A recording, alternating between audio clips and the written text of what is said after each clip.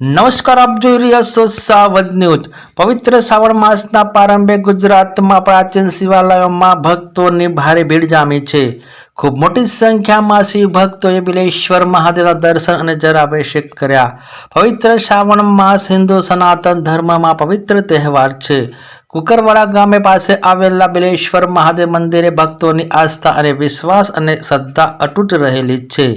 શ્રાવણ માસના પ્રથમ દિવસે બિલેશ્વર મહાદેવના મંદિરમાં ઓમ નમઃ શિવાય અને હર હર મહાદેવના નારાથી ગુંજી ઉઠ્યું। બિલેશ્વર મહાદેવ મંદિર એક પવિત્ર પાવન ભૂમિમાં પૌરાણિક અને પ્રાચીન શિવાલય સ્વયંભૂ શિવલિંગ જે બિલેશ્વર મહાદેવથી પ્રચલિત છે। આ પવિત્ર પાવન ભૂમિ પર કદમ અને બિલીનના વૃક્ષ ખૂબ મોટા પ્રમાણમાં આવેલા છે, જે વૃંદાવનમાં ભગવાન શ્રી કૃષ્ણની યાદ અપાવે છે। જો ખૂબ મોટા પ્રમાણમાં કદમ અને બિલીનના વૃક્ષો હોય છે, ત્યાં પ્રભુ શ્રી કૃષ્ણનો વાસ હોય છે તેવું આપણા શાસ્ત્રોમાં પણ ઉલ્લેખાય થયેલો છે। પવિત્ર શ્રાવણ માસ નિમિત્તે બિલેશ્વર મહાદેવના મંદિરને ફૂલ અને ડેકોરેશનથી સુશોભિત શણગારવામાં આવ્યું છે। પવિત્ર શ્રાવણ માસમાં પૌરાણિક અને પ્રાચીન સ્વયંભૂ બિલેશ્વર મહાદેવના દર્શન કરવા શિવ ભક્તો ખૂબ મોટી સંખ્યામાં દર્શને ઉમટ્યા છે। બિલેશ્વર મહાદેવ એક પવિત્ર ભૂમિમાં અનોખું હરિયાળુ ધામ છે। પ્રકૃતિ મનોહર સુંદર વાતાવરણમાં કદમ અને બિલીનના વૃક્ષોના વનરાવનમાં પૌરાણિક બિલેશ્વર મહાદેવ શિવ ભક્તોનું આસ્થાનું મોટું કેન્દ્ર છે। બિલેશ્વર મહાદેવની પ્રગટીય અને પ્રાચીન દંતકથામાં લોકવાયકા મુજબ ભગત બાપા મહાદેવના પરમ ભક્ત હતા અને સોખડા અને મોવડી ચાલતા મહાદેવના દર્શન કરવા જતા। ભગત બાપાની ભક્તિ અને મહાદેવનો અતૂટ વિશ્વાસ મહાદેવને ભગત બાપાને સપન આપ્યું। ભગત બાપાના સપનમાં મહાદેવ આવ્યા અને બિલીના વૃક્ષની બાજુમાં એક શિવલિંગ છે તેવું મહાદેવે કહ્યું।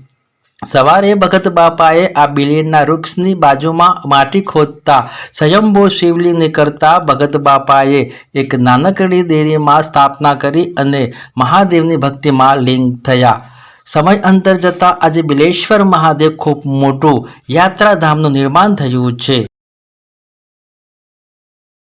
જી, મારું નામ પટેલ કનુભાઈ બળદેવભાઈ, ગામ કુકરવાડા, સ્ટેશનપુરાનો વતની છું અને આ મંદિરમાં સેવાનું કામ કરું છું। એક ટ્રસ્ટી તરીકે કામ કરું છું।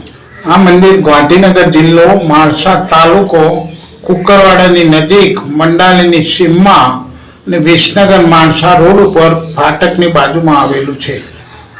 આ મહાદેવની જગ્યા નાગરભાઈ નામના એક ખેડૂતની હતી। તેમની યશોગાથા ખૂબ મહાન છે। નાનપણથી તેમનું મન શિવ ભક્તિમાં પરોવાયેલું હતું। બસ શિવ સિવાય એમનું મન માનતું જ ન હતું।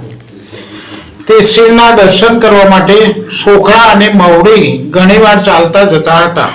એમનો શિવ પ્રત્યેની અતૂટ શ્રદ્ધા અને વિશ્વાસ બહુ હતો। રાત્રે એક દિવસ મહાદેવજી સપનામાં આવ્યા અને ભગવાને એમને કહ્યું કે તારે આટલે દૂર આવવાની જરૂર નથી। તારા ખેતરની અંદર જે બિલીનું વૃક્ષ છે એના બાજુમાં મારું શિવલિંગ છે। ભગતે સવારે બિલીના વૃક્ષ પાસે જઈને જોયું તો ત્યાં માટી થોડી આગી કરતા સ્વયંભૂ શિવલિંગ પ્રગટ થયેલું હતું। ભગતે આ શિવલિંગ એક નાના મંદિરની અંદર સ્થાપના કરી અને રોજ સવારે એની પૂજા અર્ચના અને આરતી કરતા હતા। ધીરે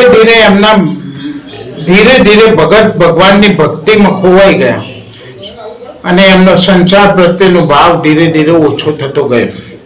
સમય અંતર જતા પોતાની ખેતીની બધી જ જમીન મહાદેવજીના નામે અર્પણ કરી દીધી।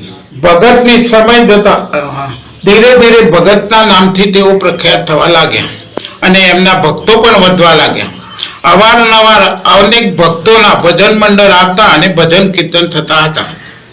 પછી એવું જાણવા મળ્યું કે ધીરે ધીરે બિલેશ્વર મહાદેવને પ્રત્યે ભક્તોની અતૂટ શ્રદ્ધા અને વિશ્વાસ વધવા લાગ્યો। સમય અંતર જતા ભગતની ઉંમર વધવાને કારણે અહીંયા આવતા મોટી સંખ્યામાં મહાદેવજીના ભક્તો અને પોતાના પરિવારને ભગતે કહી દીધેલું કે આ જગ્યા ઉપર મારી સમાધિ આપવી। આજે ધીરે ધીરે એ જ જગ્યા ઉપર એક વિશાળ મંદિરનું નિર્માણ થયું। બિલેશ્વર મહાદેવનું પવિત્ર પાવન ભૂમિ પર આવેલું છે। બિલેશ્વર મહાદેવની પ્રાચીન ઇતિહાસની વાત કરીએ તો આ જગ્યા ઉપર બીલી અને કદમના વૃક્ષો ખૂબ જ મોટા પ્રમાણમાં છે અને એવું કહેવામાં આવે છે કે જ્યાં બીલી અને કદમના વૃક્ષ એક સાથે હોય ત્યાં સ્વયં ભગવાન શ્રી કૃષ્ણનો સંયમ વાસ હોય એવું પ્રાચીન શાસ્ત્રોમાં લખાયેલું છે. આથી આવી જગ્યા વૃંદાવન પછી આ બિલેશ્વર મહાદેવ શંભુ દેખાઈ રહી છે. માટે અહીંયા પણ એક વૃંદાવન રૂપી વનમાં બિલેશ્વર મહાદેવ સાક્ષાત બિરાજમાન છે. શ્રાવણ માસની શરૂઆત થઈ ચૂકી છે. આજે પ્રથમ દિવસે મોટી સંખ્યામાં ભક્તોએ પ્રભુની પૂજા અર્ચના અને મહાદેવના દર્શન કરી પોતાની મનોકામના માટે મહાદેવને પ્રાર્થના કરી. બિલેશ્વર મહાદેવના મંદિરના દર્શન કરવા દરેક ભાવિક ભક્તોને આ પવિત્ર વૃંદાવન સમાન જગ્યા ઉપર મહાદેવના દર્શનનો લાભ લેવા અમારી નમ્ર વિનંતી.